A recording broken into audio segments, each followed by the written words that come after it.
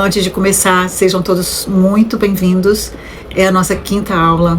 A gente está começando, a gente está empolgado ainda, mas temos aí algumas dificuldadezinhas técnicas que está superando. Cada semana é um assunto novo, é uma realidade nova e a gente vai caminhando junto com vocês.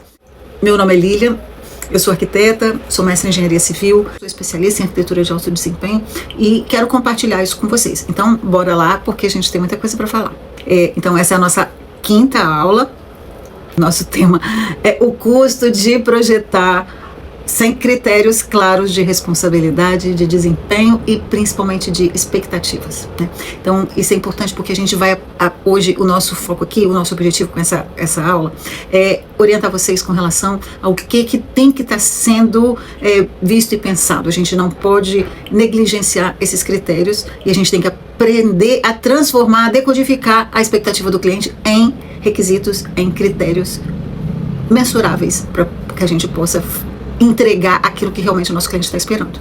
Eu acho que esse é um ponto de reflexão, né, que eu trouxe aí para vocês, de que muitos conflitos atribuídos muitas vezes aos nossos clientes, a gente acha que eles que complicam as coisas, né, mas não, na maioria das vezes esses conflitos surgem de dentro do nosso projeto, por falta de requisitos, por falta de critérios mensuráveis que a gente vai poder estar entregando para o nosso cliente.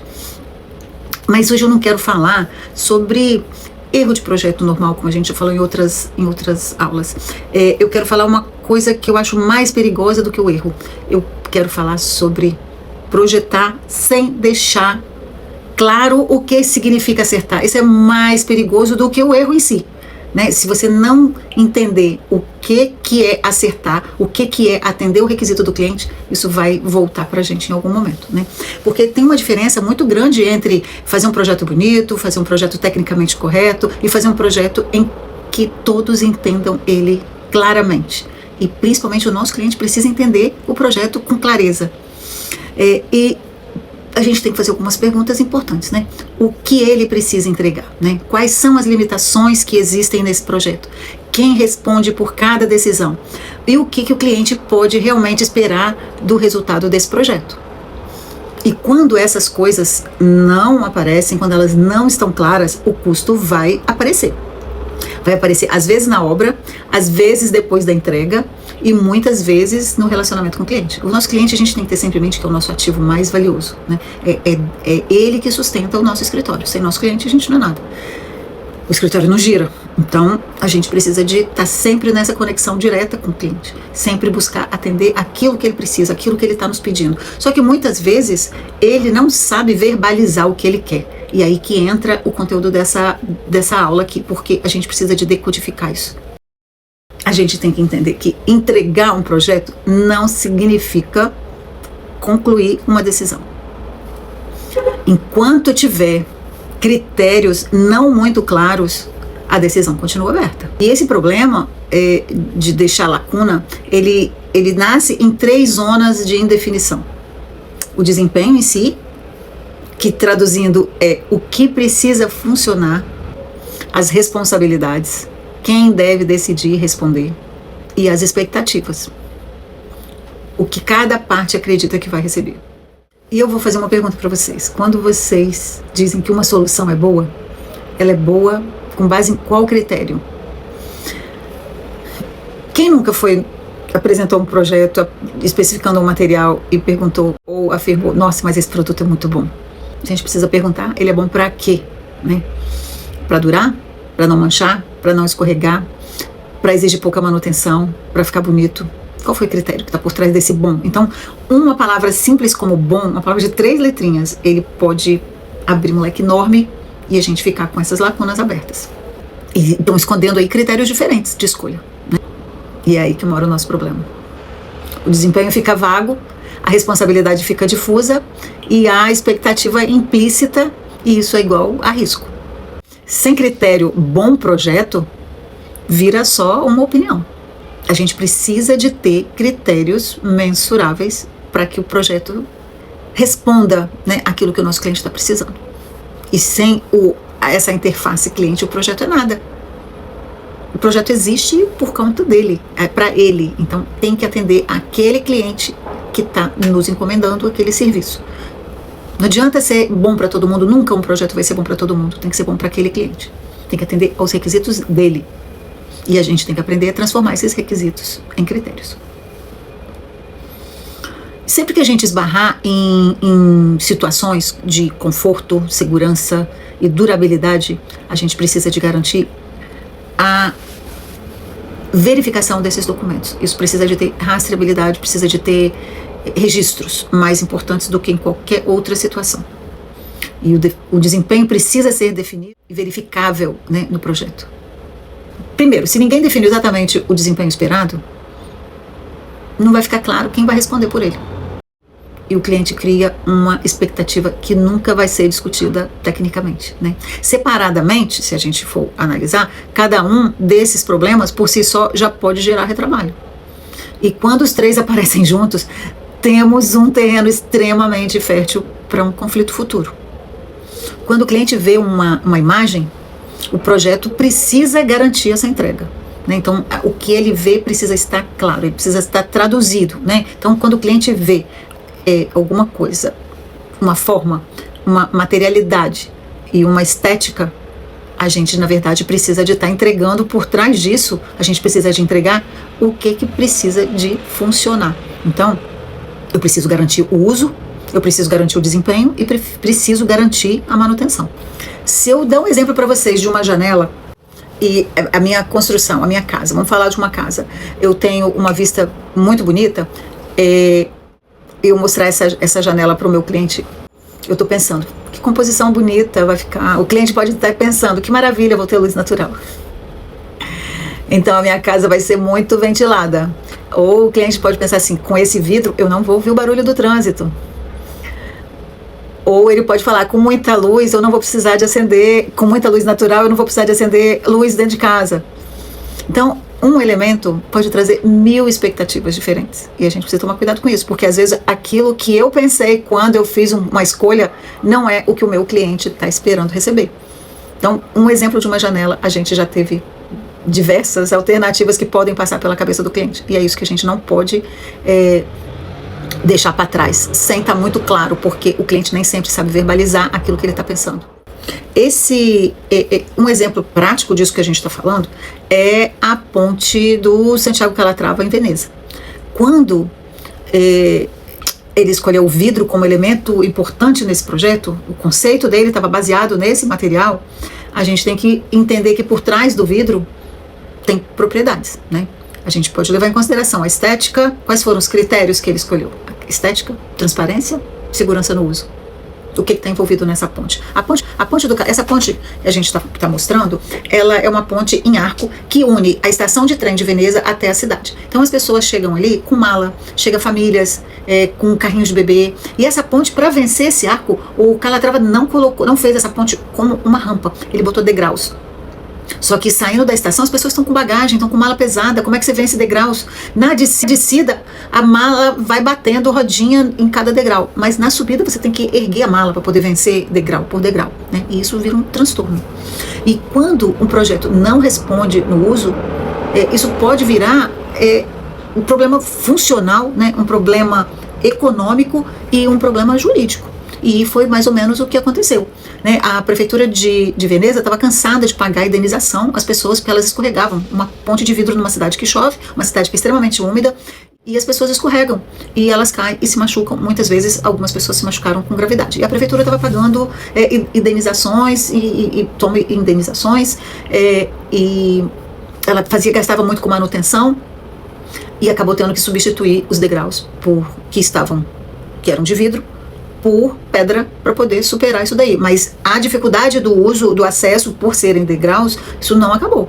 Continuou da mesma forma. Então, ele foi condenado a pagar uma indenização à prefeitura, que foi até pequena em relação ao transtorno que ele gera, né, para os transeuntes ali que saem da estação. Mas ele pagou, acho que foi 78 mil euros de indenização, que é pouco em comparação com os gastos que a prefeitura teve.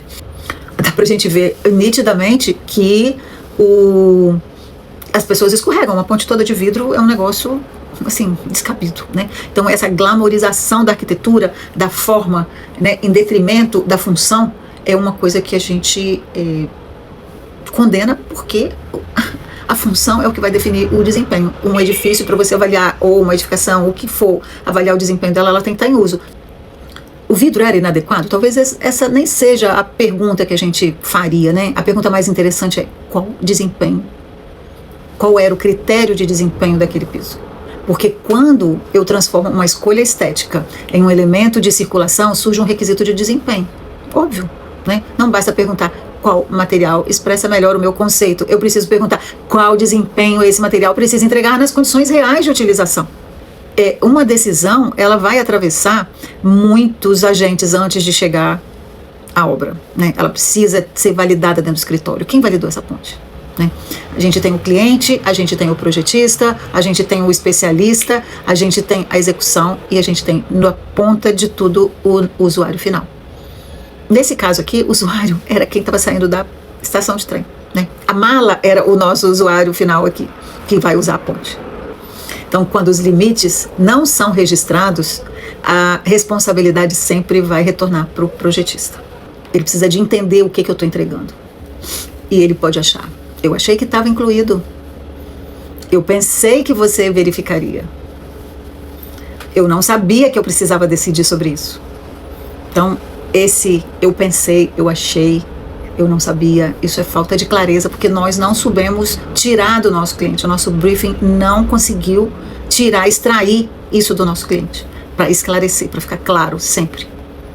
Para cada decisão, para cada alteração, é importante que a gente tenha um responsável, né? A gente precisa deixar isso claro em todas as situações, quem decide, quem valida, né? Então, se alguém falar assim: eu posso, na obra, posso trocar essa impermeabilização? Será que pode? Posso usar esse vidro em especial? Será que pode? Será que aquele vidro vai atender o que a gente está falando, precisando? Esse porcelanato é equivalente se você trocar? Então, precisamos avaliar se o porcelanato vai ter as mesmas propriedades para poder estar respondendo para aquilo que ele foi previsto, né, e solicitado. Podemos diminuir essa seção de alguma peça, de algum elemento? O fornecedor sugeriu mudar isso aqui. É o fornecedor que responde pelo nosso projeto, pelas nossas especificações? Muita gente transfere para os fornecedores essas especificações. Muitas vezes a gente tem fornecedores que têm um corpo técnico que dá apoio aos profissionais, mas nem sempre, não necessariamente. Às vezes você tem apenas um vendedor que está ali, que doido para vender, e que se sentir que você não está muito na dele, ele vai sugerir uma coisa mais barata, uma alternativa para poder viabilizar, e isso nem sempre vai responder aos requisitos da forma que a gente estava especificando. Então, muito cuidado, principalmente com quem está te orientando aí dos fornecedores, para que vocês não caiam em ciladas de um argumento de venda substituir uma especificação tecnicamente necessária, né, validada. Então, quem valida tecnicamente qualquer substituição? E aí eu vou falar também de uma outra situação, que aconteceu, acho que no estado, na cidade de Kansas City, um hotel, o Hyatt Regency, que tinham 3 passarelas no mall. O mall direito era bastante alto e eram 4 pavimentos assim, e tinha umas passarelas que interligavam as 2 laterais da torre, né, do hotel. E era num dia festivo que estava tendo um campeonato, um concurso de dança, algum evento festivo com música, com gente dançando, e as pessoas começaram a se debruçar nas janelas para poder assistir aquilo, e também ficaram nessas passarelas. Tinha uma passarela no 2º, 3º e 4º pavimento. A do 3º era isolada, a do 2º e do 4º, uma era sobre a outra.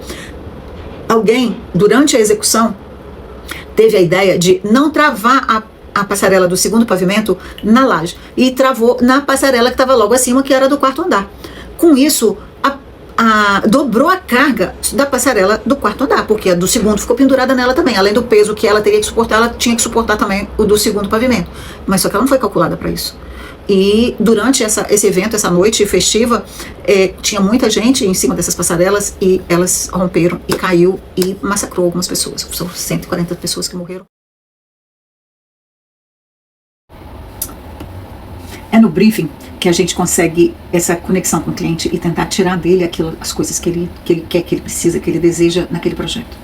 Então, o briefing tem a obrigação de registrar esses desejos, por mais secretos que eles sejam, e a gente depois decodificar para o projeto transformá-los em requisitos. Então, como que a gente vai fazer isso? Como que a gente vai fazer interpretar? Acho que essa é a parte mais subjetiva, né, desse processo todo.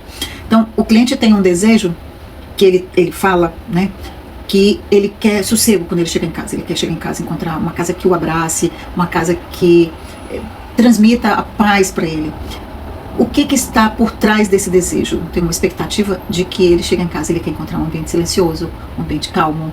O projeto vai ter outras variáveis, né? Mas aqui a gente está tentando traduzir disso, cores que vão ser compatíveis com essa sensação de bem-estar que ele está buscando. E como é que a gente vai decodificar isso no nosso projeto? Quem quer sossego, quer paz, precisa de ter silêncio. Então a gente tem que transformar isso em nível de desempenho acústico. Então isso é como a gente vai conseguir decodificar esses desejos, porque nem sempre o cliente consegue traduzir isso, verbalizar para a gente. Ele não sabe traduzir aquilo que ele está querendo. Ele tem as emoções, as sensações, e cabe a gente transformar isso nos requisitos. Uma outra coisa que ele pode falar também para a gente é que ele gosta de trabalhar em casa.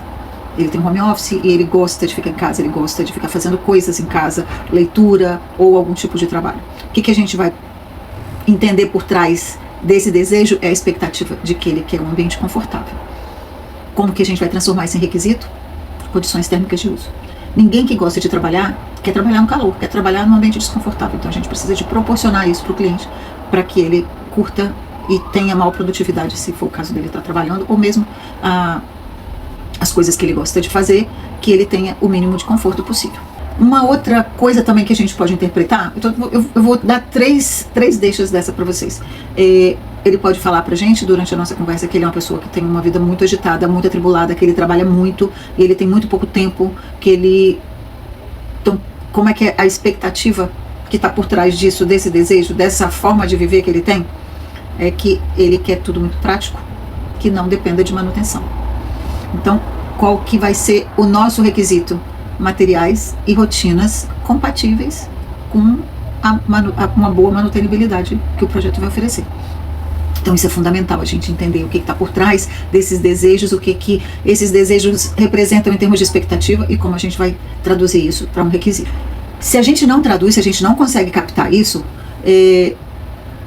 vai gerar um custo muito maior durante esse processo de projeto, né? Todo critério não definido, ele vai gerar retrabalho, ele vai gerar atraso em todo o processo, ele vai gerar conflitos, porque muitas vezes o cliente não está satisfeito, e isso pode caminhar para uma responsabilização. E esses custos, esse retrabalho, não é só em termos de financeiro. O custo, o prejuízo disso, de um requisito não atendido, ele muitas vezes ele extrapola o custo da correção desse item. Ele vai representar tempo perdido, vão ser muito mais reuniões, vai sugar mais energia da equipe que está na retaguarda, porque vai ter que fazer correções e redesenhos e apresentações e pesquisas de materiais, de sistemas.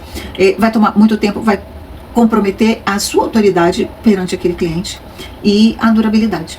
E muitas vezes pode colocar em risco também a confiança que ele tinha em você, de que você ia resolver, que você ia atender as necessidades dele, e quando ele não encontra eco nisso, ele fica desapontado, e a frustração é que gera os conflitos.